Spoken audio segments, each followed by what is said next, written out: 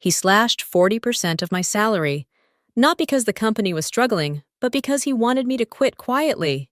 No warning, no explanation. Just a number on a screen, smaller than it should have been, colder than I imagined. I wasn't fired, I was erased. Have you ever been pushed out quietly, not with a pink slip, but with a paycheck shrinking in silence? Stay with me, because what happened next wasn't just survival, it was strategy. I gave 12 years of my life to Everworth Financial, not out of blind loyalty, but because I believed in what we were building, something stable, something principled. Twice I pulled the company back from the edge of collapse. The first time it was a liquidity crisis. The second, a rogue investment strategy that could have sunk us. Both times I didn't ask for recognition. I just fixed the numbers and held the line. That was my way. No drama, no alliances, no office politics, just precision integrity and a refusal to cut corners even when it was easier to look away. But Harold didn't care about any of that. He was the new CEO, loud where I was quiet, flashy where I was focused, and deeply uncomfortable with anyone he couldn't control. Especially women who didn't smile on cue. From day one, I saw it in his eyes. The way he spoke over me in meetings, the way he praised less qualified men for repeating ideas I'd already outlined, the way he said team player but meant obedient. To him, I wasn't an asset. I was an obstacle, a relic from a system he wanted to reshape in his image. Sharper suits, shallower values. He didn't see 12 years of sacrifice. He saw a problem that needed to be handled. And he would come for me, not all at once, not with open aggression.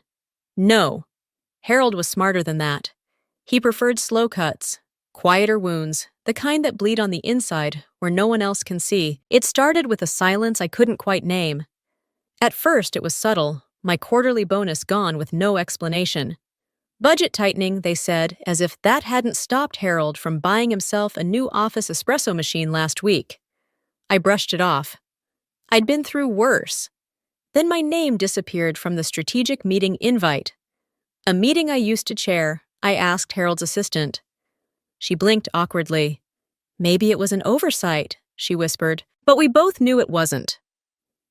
And when the Lancaster project, the largest, most complex initiative of the quarter, was reassigned to Jared, I felt something tighten in my chest. Jared, the guy who once miscalculated a vendor bid by $80,000 and still thought an ROI report was a PowerPoint template. He listens. Harold said, that was it.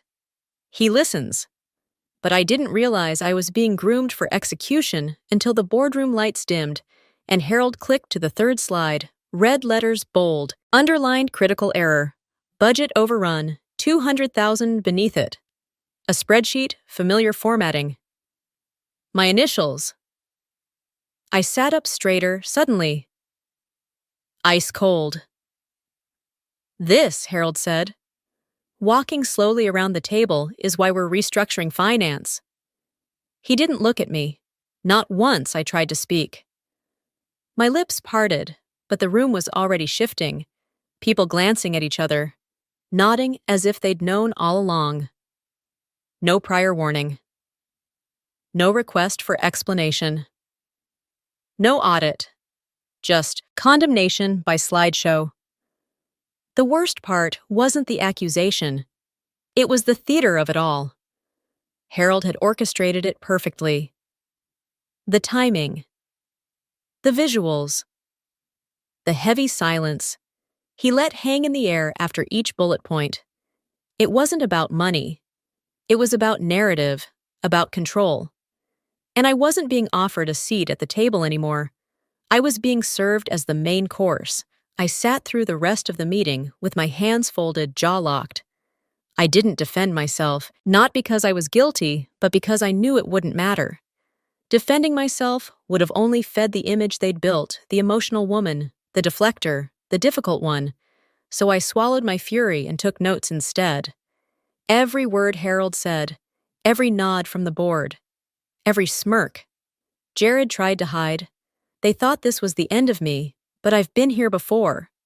And if they'd known my past, they would have known you don't corner someone like me. You don't smear my name in public and expect me to break in private. No, what they did was light a fuse, and they mistook my silence for surrender. But I wasn't stepping back. I was stepping around them because the only thing more dangerous than a woman betrayed is a woman who's already made peace with burning everything down. They didn't even have the decency to look me in the eye. After that boardroom ambush, after Harold flashed that slide with my name slashed in red like I was some failed experiment, everyone went quiet. No one said a word. No one pushed back. The same people who used to forward my emails with little thumbs up emojis now avoided my gaze like I was contagious. At first, I tried to rationalize it. Maybe they were shocked. Maybe they just needed time. But by the next day, the message was crystal clear. My assistant, Marla Sharp, loyal and unshakable, was temporarily reassigned to another department across the city. She didn't even get a chance to tell me goodbye. Another colleague, Joe, a soft-spoken data analyst, was suddenly terminated. His only crime: he'd once liked a LinkedIn post congratulating me for a speaking engagement. That was it. Just a simple click. Gone. Then it got personal. My paycheck didn't come through on the first. No explanation.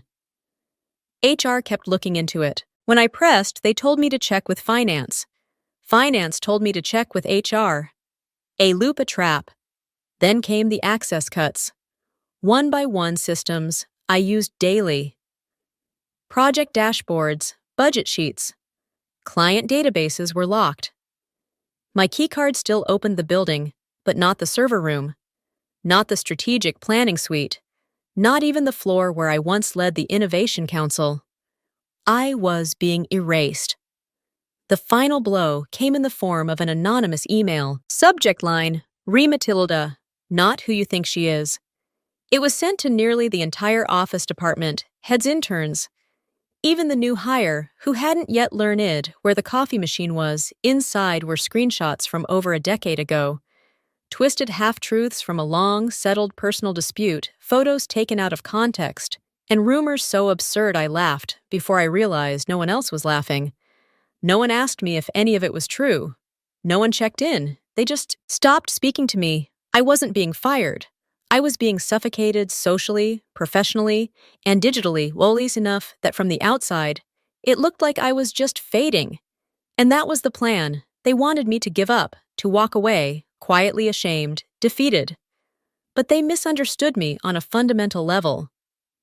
See, I'm not someone who plays to win. That implies a game with rules, with referees, with honor. This wasn't a game.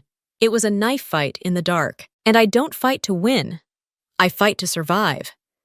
I stopped seeking sympathy the moment I realized no one was coming to save me. I stopped trying to prove myself the moment I understood that proof didn't matter. Not in an environment where truth could be rewritten with a single click, a single whisper, a single redirected glance. So I went silent. Observing, gathering, if they wanted me invisible, I would become invisible on my own terms. Not weak, not gone, just unseen, because in silence people get sloppy. In shadows, they let things slip.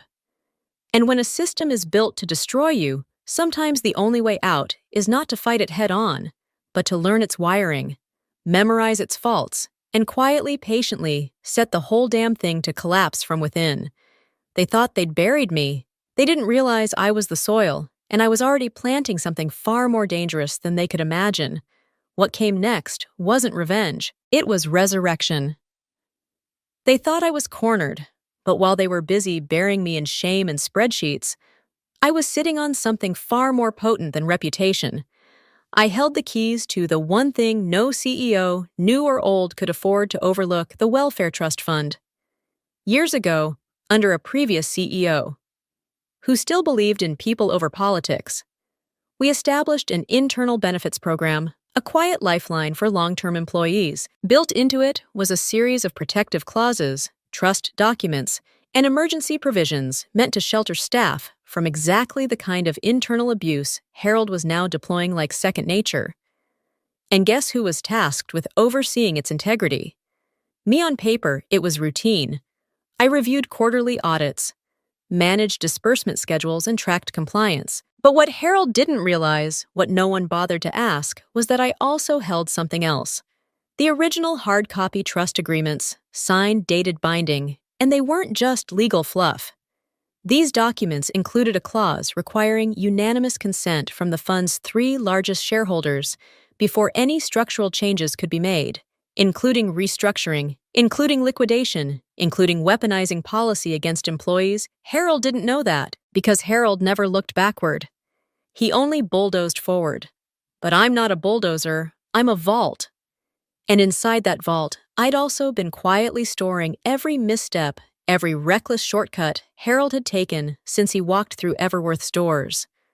It started small, inflated KPIs on quarterly reports. He'd tweak growth projections just enough to impress the board. Then came the shadow vendors, shell companies linked to personal acquaintances, submitting padded invoices for consulting no one could verify.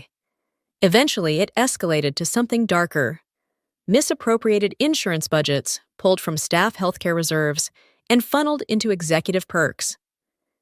I kept the receipts, all of them encrypted logs, time-stamped backups, cross-referenced with internal approvals. Each file a quiet witness, because while Harold played chess in the spotlight, I was building the board beneath his feet.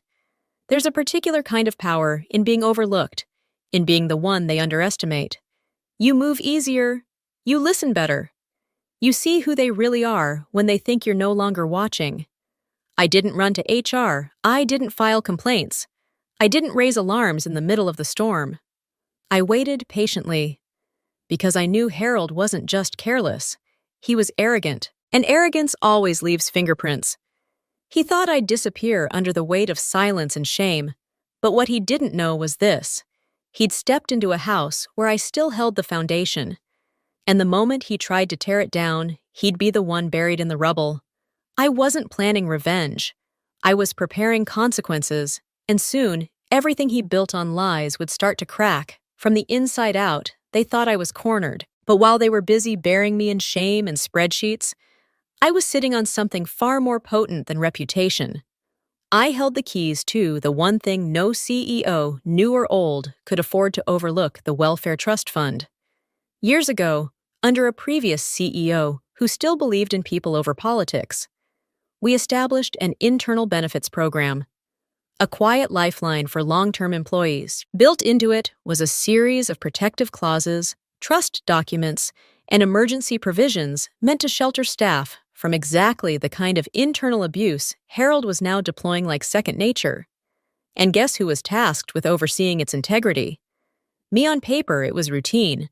I reviewed quarterly audits, managed disbursement schedules, and tracked compliance. But what Harold didn't realize, what no one bothered to ask, was that I also held something else. The original hard copy trust agreements, signed, dated, binding. And they weren't just legal fluff. These documents included a clause requiring unanimous consent from the fund's three largest shareholders before any structural changes could be made, including restructuring, including liquidation, including weaponizing policy against employees. Harold didn't know that because Harold never looked backward. He only bulldozed forward. But I'm not a bulldozer, I'm a vault. And inside that vault, I'd also been quietly storing every misstep, every reckless shortcut Harold had taken since he walked through Everworth's doors. It started small. Inflated KPIs on quarterly reports. He'd tweak growth projections just enough to impress the board. Then came the shadow vendors, shell companies linked to personal acquaintances, submitting padded invoices for consulting no one could verify. Eventually, it escalated to something darker. Misappropriated insurance budgets pulled from staff healthcare reserves and funneled into executive perks. I kept the receipts, all of them encrypted logs, time-stamped backups, cross-referenced with internal approvals. Each file a quiet witness, because while Harold played chess in the spotlight, I was building the board beneath his feet. There's a particular kind of power in being overlooked, in being the one they underestimate. You move easier. You listen better. You see who they really are when they think you're no longer watching. I didn't run to HR. I didn't file complaints. I didn't raise alarms in the middle of the storm. I waited patiently, because I knew Harold wasn't just careless. He was arrogant, and arrogance always leaves fingerprints. He thought I'd disappear under the weight of silence and shame, but what he didn't know was this. He'd stepped into a house where I still held the foundation, and the moment he tried to tear it down, he'd be the one buried in the rubble. I wasn't planning revenge. I was preparing consequences, and soon everything he built on lies would start to crack, from the inside out. The first crack didn't come from me. It came from a junior accountant named Elise, barely a year into her role, quiet, meticulous, and completely invisible to people like Harold. She was reviewing cross-quarter expense reconciliations when she noticed something strange. A payroll ledger didn't align with the original welfare allocation. A six-figure discrepancy, buried beneath layers of renamed files and generic expense codes. She took a screenshot, then another. By noon, the image had made its way through Slack channels, private email threads, and even the company group chat, captioned only with, "This can't be real." Panic doesn't knock politely. It kicks down doors. By 3 p.m., the media got wind of it. A finance whistleblower blog posted an anonymous tip. Everworth Financial slashing benefits to fund executive bonuses. It caught fire. Retweets, screenshots. Internal DMs filled with wide eyes and side glances. The PR team scrambled for damage control. But it was too late because I hadn't just sent that report to the shareholders. I'd also prepared a sealed envelope hard copy and delivered it directly to the company's external compliance board. Signed, indexed, time-stamped. It wasn't a leak. It was a ledger, a full map of what Harold tried to bury. And now, it was time to speak. The board convened a special meeting. I was invited, though they didn't know what I planned to bring. I walked in with a USB drive and a calmness I hadn't felt in weeks. No fear, just gravity. I stepped to the front, plugged in the drive, and up on the screen came his slide. The same one Harold used to accuse me of, a $200,000 error. But this time, I toggled document history. There it was. Original version. Balanced time-stamped edit. Adjusted by Harold's credentials. Red ink. Bold letters, fabricated numbers. The room fell still. I turned to the board. The error wasn't mine. It was manufactured, on purpose. Then I clicked to the next file, an audio recording. Harold's voice sharp, dismissive laughing. "Why are we wasting time on people who'll never make it past middle management? You think Glind matters? She's just a stubborn calculator with legs." Gasps. One executive lowered his head. Someone muttered, "Jesus." I didn't say a word about who sent me the clip, but I knew it was from Leo the intern. I once stayed late to help prep for his first presentation. The one who stuttered under pressure, but knew the numbers cold. I believed in him when Harold laughed at him. He'd repaid that belief in the most unexpected, powerful way with truth. I looked around the room. I didn't gloat. I didn't cry. I simply said, I don't need to shout. I just wait for the truth to speak. At the right moment, that moment had come, and it echoed through the walls, the inboxes, the headlines. Harold didn't speak, couldn't. For the first time, his voice was no longer the loudest in the room. The truth was. And I had let it roar. By the time the boardroom doors closed behind me, Harold's reign was already unraveling. There was no dramatic exit, no final outburst, just silence and a badge that no longer worked. Within hours, his company access was revoked. Executive accounts frozen. His personal assistant escorted out with 2 boxes and no answers. It was all done swiftly, almost clinically. The official statement read, Harold Weissman is hereby suspended from all executive responsibilities, pending independent investigation. But the truth moved faster than any memo. A third-party audit team arrived the next morning. No ties to the board. No loyalty to Harold. Just seasoned investigators who had seen this kind of rot before and knew exactly where to dig. And dig they did. What started with doctored KPIs quickly exploded into a full-blown crisis of integrity. Harold had built a castle of lies, falsified growth data to appease investors, funneled wellness and diversity funds into luxury executive offsites, silenced internal whistleblowers with carefully worded NDAs. Dozens of resignations framed as performance-based terminations were found to be retaliatory, pushed through without HR protocol, often under veiled threats. For days, the halls of Everworth felt like the aftermath of a controlled demolition. Quiet ashen. People whispering by elevators, watching their screens with wide eyes. And me, I said nothing. I didn't need to, because the system Harold weaponized against me, against all of us, was now turning on him line by line, file by file. When the dust began to settle, the board requested a private meeting. They looked tired, humbled. For the first time, they saw not just what had happened, but who had survived it. They offered me the title CEO. I didn't hesitate. I declined. Not because I wasn't qualified, but because I didn't want his chair. I had no interest in inheriting the legacy of a man who used power to erase people. What I wanted was different.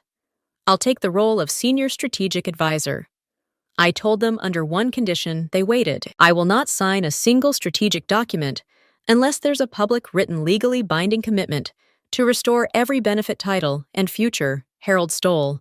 This includes retroactive compensation, reinstatement options, and full protection for every employee affected under his tenure.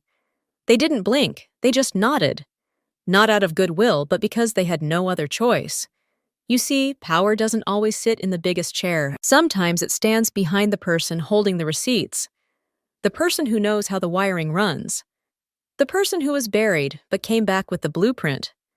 I didn't ask for applause. I didn't gloat. Justice isn't always loud.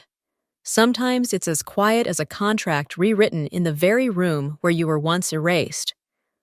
I never wanted to destroy Harold.